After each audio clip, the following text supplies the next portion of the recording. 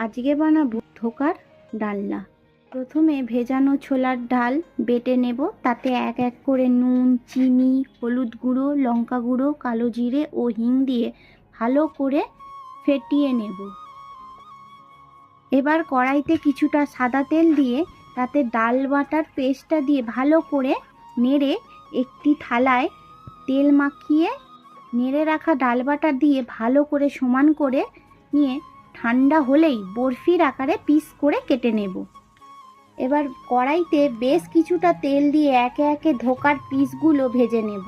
ওই তেলেই তেজপাতা, গোটা গরম মশলা ও জিরে ফোড়ন দিয়ে তাতে আদা বাটা ও টমেটো দিয়ে ভালো করে নেড়ে জিরে গুঁড়ো, লঙ্কা গুঁড়ো, হলুদ গুঁড়ো, হিং, চিনি, নুন দিয়ে ভালো করে নেড়ে জল দিয়ে ধোকার পিসগুলো দিয়ে ফুটিয়ে নেব।